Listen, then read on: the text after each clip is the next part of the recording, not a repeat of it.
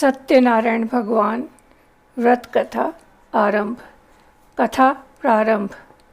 एक समय नेमिषारण्य तीर्थ में शौकानादि 88,000 ऋषियों ने श्री सुत जी से पूछा, हे प्रभु, इस कलयुग में वेद विद्या रहित मनुष्यों को प्रभु भक्ति किस प्रकार मिलेगी तथा उनका उद्धार कैसे होगा। हे मुनिश्रेष्ठ, कोई ऐसा तप कहिए जिसके थोड़े समय में पुण्य प्राप्त होए तथा मनवांछित फल मिले।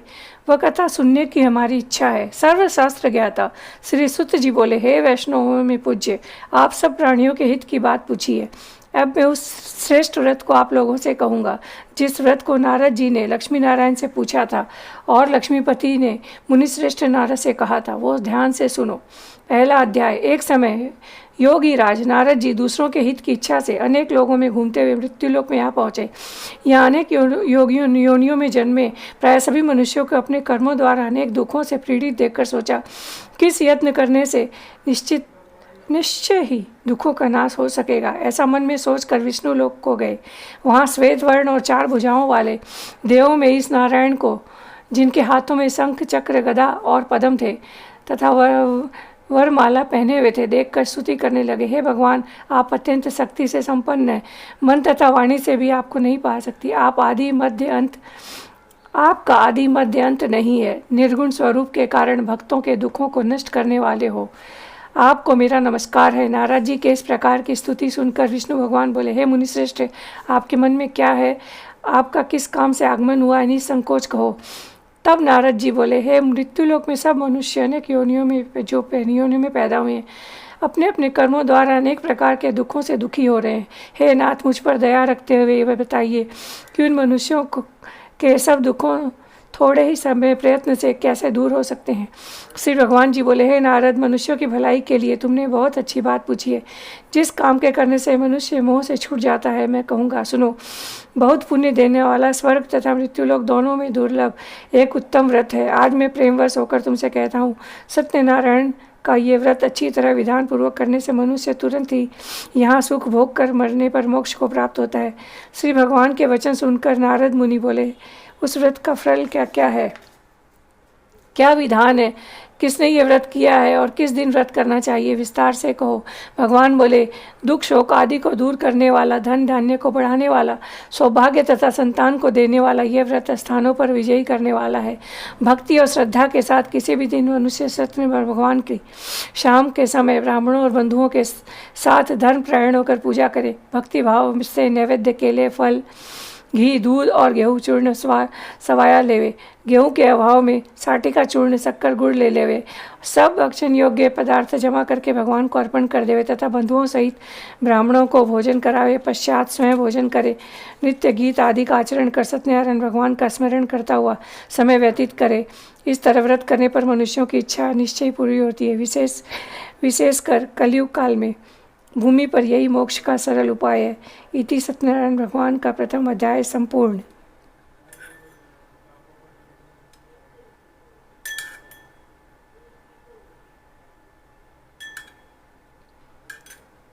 दूसरा अध्याय। सुत जी बोले, ऋषियों, जिसने पहले इस समय इस व्रत को किया है उसका इतिहास कहता हूँ, ध्यान से सुनो। सुंदर पुरी नगर में एक अत्यंत निर्धन ब्राह्मण रहता था। वह भूख और प्यास से बेचैन हुआ नित्य पृथ्वी पर घूमता था। ब्राह्मणों से प्रेम करने वाला भगवान को दुखी देखकर बूढ़े ब्राह्मण का रूप धारण करके उसके पास आकर आदर से पूछा, हे विप्र, नित्य दुखी हुआ पृथ्वी पर क्यों घूमता है? श्रेष्ठ ब्राह्मण, ये सब मुझसे कहो, मैं सुनना चाहता हूँ। ब्राह्मण बोला, मैं निर्धन ब्राह्मण हूँ, भिक्षा के लिए पृथ्वी पर फिरता हूँ। हे भगवान, यदि आप इसका उपाय जानते हो तो कृपा करके कहो। वृद्ध ब्राह्मण बोला कि सत्यनारायण भगवान मनवांछित फल देने वाले हैं, इसलिए हे ब्राह्मण, तुम उनका पूजन कर, जिसके करने से मनुष्य सब दुखों से मुक्त हो जाता है। ब्राह्मण को व्रत का सारा विधान बताकर बूढ़े ब्राह्मण का रूप धारण करने वाले सत्यनारायण भगवान अंतर्ध्यान हो गए। जिस व्रत को वृद्ध ब्राह्मण ने बताया है, मैं उसको करूँगा, यह निश्चय करके उसे रात को नींद नहीं आई। सवेरे उठकर सत्यनारायण भगवान के व्रत का निश्चय कर भिक्षा के लिए रवाना हुआ। उस दिन से भिक्षा में बहुत धन मिला, जिससे बंधु बांधवों के साथ उसने सत्यनारायण भगवान का व्रत किया। इसके करने से वह विप्र सब दुखों से छूटकर अनेक प्रकार की संपत्तियों से युक्त हुआ। उस समय वह विप्र हर मास व्रत करने लगा। इस तरह सत्यनारायण भगवान का व्रत करने से व्रत जो करेगा वह सब पापों से छूटकर मोक्ष को प्राप्त होगा। आगे जो पृथ्वी पर सत्यनारायण भगवान का व्रत करेगा वह मनुष्य सब दुखों से छूट जाएगा। इस तरह नारद जी ने नारायण से कहा, हुआ यह व्रत मैंने तुमसे कहा। हे विप्रो, मैं अब और क्या कहूँ। ऋषि बोले, हे मुनीश्वर, संसार में इस विप्र को सुनकर किसने इस व्रत को किया, यह सब सुनना चाहते हैं। इसके लिए मेरे मन में श्रद्धा है। सूत जी बोले, हे मुनियों, जिसने इस व्रत को किया है सब सुनो। एक समय एक विप्र धन और ऐश्वर्य से के अनुसार बंधु बांधव साथ व्रत करने को तैयार हुआ। उसी समय एक लकड़ी बेचने वाला बूढ़ा आदमी आया और बाहर लकड़ियों को रखकर विप्र के मकान में गया। प्यास से दुखी लकड़हारा उस व्रत को करने को व्रत करते देख को नमस्कार करके कहने लगा, आप क्या कर रहे हो और इसके करने से क्या फल मिलता है, कृपा करके मुझे कहो। ब्राह्मण ने कहा, यह मनोकामनाओं को पूरा करने वाला सत्यनारायण भगवान का व्रत है। इसकी कृपा मेरे यहाँ धन धान्य आदि की वृद्धि हुई है। विप्र से इस बात के व्रत के बारे में जानकर लकड़हारा बहुत प्रसन्न हुआ। तब वह चरणामृत लेकर और प्रसाद खाने के बाद अपने घर को गया। लकड़हारा ने अपने मन में इस प्रकार का संकल्प किया कि आज ग्राम में लकड़ी बेचने से जो भी धन मिलेगा उससे सत्यनारायण भगवान देव का उत्तम व्रत करूंगा। यह मन में विचार कर वह बूढ़ा आदमी लकड़ियों अपने सर पर रखकर जिस नगर में धनवान लोग रहते थे वहाँ ऐसे सुंदर नगर में गया। उस रोज़ वहाँ उसे उन लकड़ियों का दाम पहले से कई गुना अधिक मिला। तब वह बूढ़ा लकड़हारा दाम ले तथा अति प्रसन्न हो पके केले, फल, शक्कर, घी, दुग्ध, दही और गेहूं का चूर्ण इत्यादि सत्यनारायण भगवान के व्रत के कुल सामग्रियों को लेकर अपने घर गया। फिर उसने भाइयों को बुलाकर विधि के साथ भगवान की पूजा और व्रत किया। इस व्रत के प्रभाव से वह बूढ़ा लकड़हारा धन, पुत्र आदि से युक्त हुआ और संसार के समस्त सुख भोग कर में वैकुंठ धाम को चला गया। इति सत्यनारायण भगवान का तृतीय अध्याय संपूर्ण।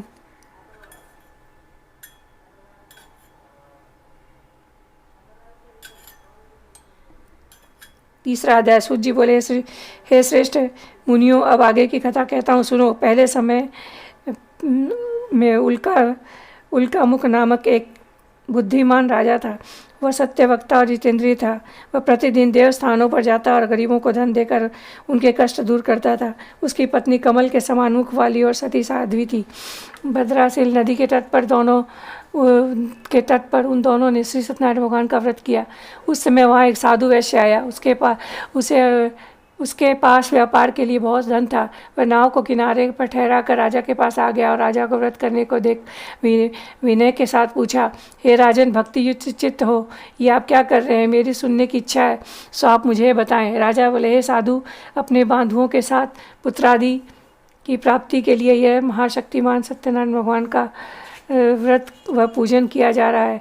राजा के वचन सुनकर साधु आदर से बोला, हे राजन, मुझे इन सब में का विधान कहो, मैं भी अपने आपके कथा अनुसार इस व्रत को करूँगा। मेरे भी कोई संतान नहीं और इससे निश्चय ही होगी। राजा से यह विधान सुन व्यापार से निवृत्त हो वह आनंद के साथ घर आया। साधु ने अपनी पत्नी से संतान देने वाले इस व्रत का समाचार सुनाया और कहा कि अब मेरे संतान होगी तब इस व्रत को करूँगा। साधु के ऐसे वचन सुन स्त्री लीलावती ने से कहे, एक दिन उसकी स्त्री लीलावती पति के साथ आनंदित हो, सांसारिक धर्म से प्रवृत्त हो, सत्यनारायण भगवान की कृपा से गर्भवती हो गई और 10वें महीने उसके घर एक सुंदर कन्या का जन्म हुआ। दिनों दिन वह कन्या इस तरह बढ़ने लगी जैसे शुक्ल पक्ष का चंद्रमा बढ़ता। कन्या का नाम कलावती रखा गया। तब लीलावती ने मीठे शब्दों में अपने पति से कहा, जो आपने संकल्प किया था कि भगवान का व्रत करूँगा, अब आपसे उस व्रत को करिए। साधु ने कहा, हे विप्रे, इसके विवाह पर करूँगा। इस प्रकार अपनी पत्नी को आश्वासन दे वनगर को गया। कलावती पितृगृह में वृद्धि को प्राप्त हो गई। साधु ने जब नगर में सखियों के साथ अपनी पुत्री को देखा तो तुरंत ही दूत को बुलाकर कहा, पुत्री के वास्ते कोई सुयोग्य व्रत देकर लाओ। साधु की आज्ञा पाकर दूत कंचन नगर पहुँचा और वहाँ एक खोज और देखभाल कर लड़की के लिए सुयोग्य वणिक पुत्र को लेकर आया। उस सुयोग्य लड़के को देखकर साधु ने अपने बंधु बांधवों सहित प्रसन्नचित्त अपनी पुत्री का विवाह उसके साथ कर दिया, किंतु दुर्भाग्य से विवाह के समय भी उस व्रत को करना भूल गया। तब श्री भगवान क्रोधित हो गए और श्राप दिया कि तुम्हें दारुण दुख प्राप्त होगा।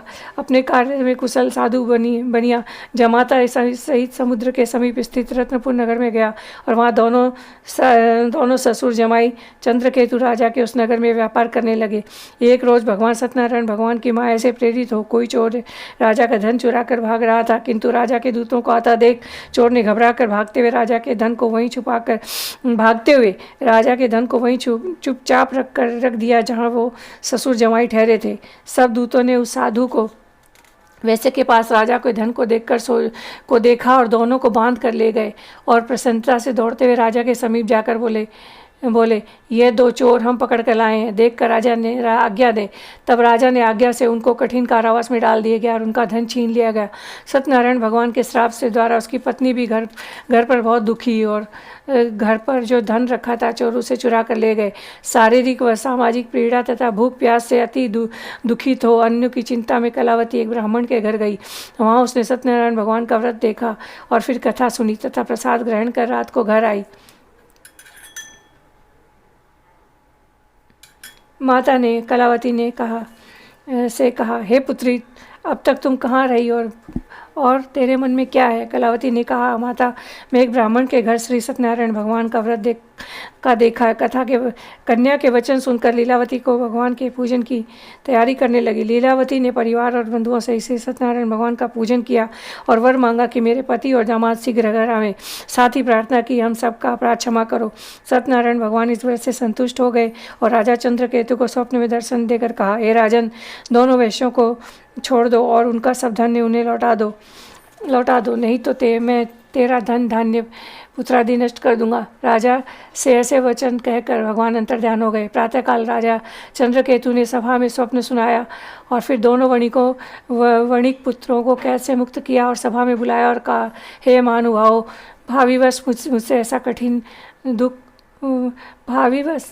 तुम्हें ऐसा कठिन दुख प्राप्त हुआ है, अब तुम्हें कोई भय नहीं। ऐसा कहकर राजा ने उनको नए नए वस्त्राभूषण पहनाए तथा उनका जितना धन लिया था उनसे दूना धन देकर आदर से विदा किया।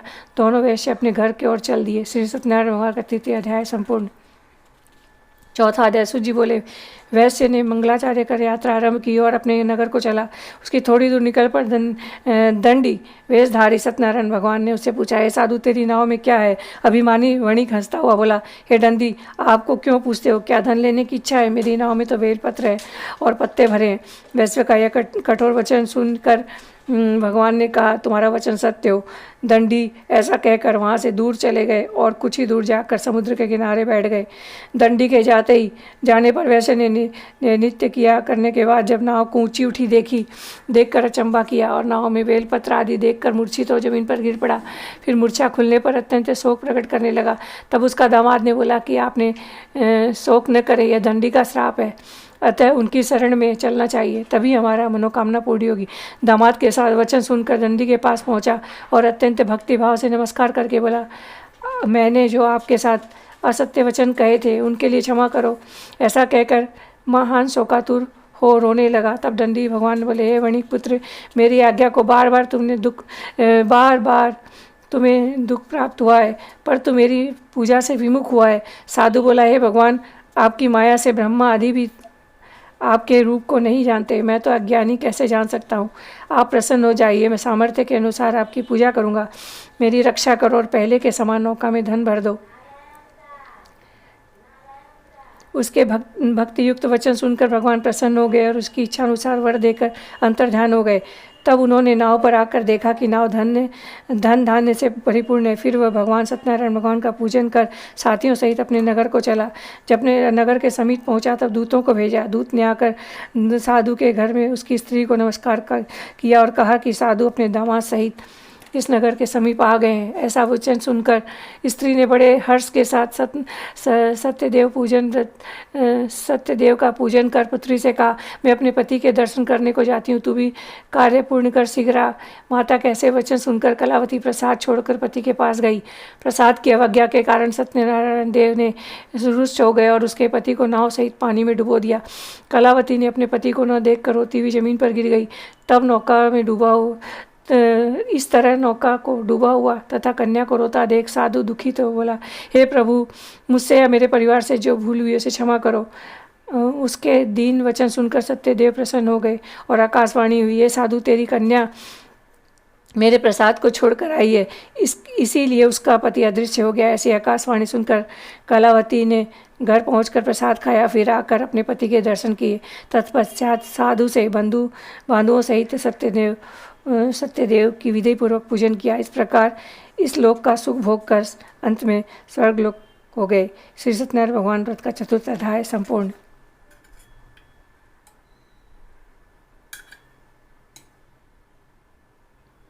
5वां अध्याय। सूत जी बोले, हे ऋषियों, मैं और भी क्या कहता हूँ सुनो। प्रजा पालन में लीन तुंगध्वज नामक एक राजा था। उसे भी भगवान का प्रसाद त्याग कर बहुत दुख पाया। एक समय वन में जाकर वन्य पशुओं को मारकर वहाँ एक बड़े पेड़ के नीचे आया। वहाँ उसने ग्वालों को भक्तिभाव से बांधुओं सहित सत्यनारायण भगवान का पूजन करते देखा। राजा देखकर भी अभिमानवश वहाँ नहीं गया और ना ही नमस्कार ही किया। जब ग्वालों ने भगवान का प्रसाद उसके सामने रखा तो वह प्रसाद को त्याग कर अपनी नगरी को चला गया। वहाँ उसने अपना सब कुछ नष्ट पाया तो वह जान गया कि ये सब भगवान ने किया है। तब वह विश्वास कर ग्वालों के समीप गया और विधि पूर्वक पूजन कर प्रसाद खाया और सत्यनारायण देव की कृपा से सब कुछ पहले के जैसा हो गया। फिर दीर्घ काल तक सुख भोग कर मरने पर स्वर्ग लोक को गया। जो मनुष्य इस परम दुर्लभ व्रत को करेगा, भगवान की कृपा से उसे धन धान्य की प्राप्ति होगी। निर्धन धनी और बंदी बंधन से मुक्त और निर्भय हो जाता है। संतानहीनों को संतान की प्राप्ति होती है तथा सब मनोरथ पूर्ण होकर अंत में वैकुंठ धाम को जाता है। जिन्होंने पहले इस व्रत को किया है, अब उनके दूसरे जन्म की कथा कहता हूँ। वृद्ध सतानंद ब्राह्मण ने सुदामा का जन्म लेकर मोक्ष को पाया। उल्कामुख नाम का एक राजा दशरथ होकर वैकुंठ को प्राप्त हुआ। साधु नाम के वैश्य ने मोरध्वज बनकर अपने पुत्र को आरे से चीर कर मोक्ष को प्राप्त किया। महाराज तुंगध्वज ने स्वयं भू होकर भगवान से में भक्ति युक्त हो कर्म का मोक्ष प्राप्त किया। श्री सत्यनारायण व्रत कथा 5वां अध्याय संपूर्ण। बोलो सत्यनारायण भगवान की जय।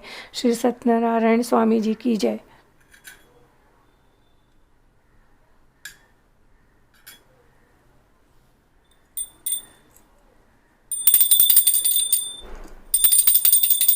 श्री सत्यनारायण जी की आरती। जय लक्ष्मी रमणा, श्री जय लक्ष्मी रमणा, सत्यनारायण स्वामी जनपालक। जय लक्ष्मी रमणा, रतन जड़ित सिंहासन अद्भुत छवि राजे। नारद करत निरंतर घंटा ध्वनि बाजे। जय लक्ष्मी रमणा, प्रगट भय कलि कारण द्विज को दर्श दियो। बूढ़ो ब्राह्मण बनकर कंचन महल कियो। जय लक्ष्मी रमणा, दुर्बल भील कराल जिन पर कृपा करी। चंद्र चूड़े के राजा जिनकी विपति हरी। जय लक्ष्मी रमणा, वैश्य जे मनोरथ पायो श्रद्धा तस दीनी। सोफल भोग्यो प्रभु जी फेर स्तुति कीनी। जय लक्ष्मी रमणा, भाव भक्ति के कारण छिन छिन रूप धर्यो। श्रद्धा धारण कीनी जिनको काज सरो। जय लक्ष्मी रमणा, बाल संग राजा वन में भक्ति करी। मनवांचित फल दीना दीन दयाल हरि। जय लक्ष्मी रमणा, चढ़त प्रसाद सवाया कदली फल मेवा। धूप दीप तुलसी से राजी सत्यदेव। जय लक्ष्मी रमणा, श्री सत्यनारायण स्वामी जी की आरती। जो कोई नर जो सुंदर गावे, कह शिवानंद स्वामी, कह भोलानंद स्वामी, मनवांछित फल पावे। जय लक्ष्मी रमणा। ओम जय जगदीश हरे, स्वामी जय जगदीश हरे। भक्तजनों के संकट क्षण में दूर करे। ओम जय जगदीश हरे। जो ध्यावे फल पावे, दुख बिन से मन का, प्रभु दुख बिन से मन का। सुख संपत्ति घर आवे, कष्ट मिटे तन का। ओम जय जगदीश हरे। मात पिता तुम मेरे, शरण गहूँ किसकी, प्रभु शरण गहूँ किसकी। तुम बिन और न दूजा, आस करूँ जिसकी। ओम जय जगदीश हरे। तुम पूर्ण परमात्मा, तुम अंतर्यामी, प्रभु तुम अंतर्यामी। पार ब्रह्म परमेश्वर, पार ब्रह्म परमेश्वर तुम सबके स्वामी। ओम जय जगदीश हरे, तुम करुणा के स्वागर, तुम पालन करता प्रभु तुम पालन करता। मैं मूर्ख खल कामी, मैं सेवक तुम स्वामी, कृपा करो भरता। ओम जय जगदीश हरे, तुम हो एक अगोचर, सबके प्राणपति प्रभु सबके प्राणपति। किस विध मिलऊं दया में, किस विध मिलऊं दया में, तुमको मैं कुमति। ओम जय जगदीश हरे, दीन बंधु दुख हरता तुम ठाकुर में, प्रभु तुम रक्षक मेरे। अपने हाथ उठाओ, अपने हाथ उठाओ, द्वार पड़ा तेरे। ओम जय जगदीश हरे, विषय विकार मिटाओ, पाप हरो देवा, प्रभु कष्ट हरो देवा। श्रद्धा भक्ति बढ़ाओ, श्रद्धा भक्ति बढ़ाओ, संतन की सेवा। ओम जय जगदीश हरे, तन मन धन सब है तेरा, स्वामी सब कुछ है तेरा। तेरा तुझको अर्पण, तेरा तुझको अर्पण, क्या लागे मेरा। ओम जय जगदीश हरे, ओम जय जगदीश हरे, स्वामी जय जगदीश हरे। भक्तजनों के संकट, भक्तजनों के संकट क्षण में दूर करे। ओम जय जगदीश हरे, त्वमेव माता च पिता त्वमेव, त्वमेव बन्धु च सखा त्वमेव, त्वमेव विद्या द्रविणं त्वमेव, त्वमेव सर्वं मम देव देव। बोलो सत्यनारायण भगवान की जय। धर्म की जय हो, धर्म का नाश हो, प्राणियों में सद्भावना हो, विश्व का कल्याण हो। सत्यनारायण भगवान की जय।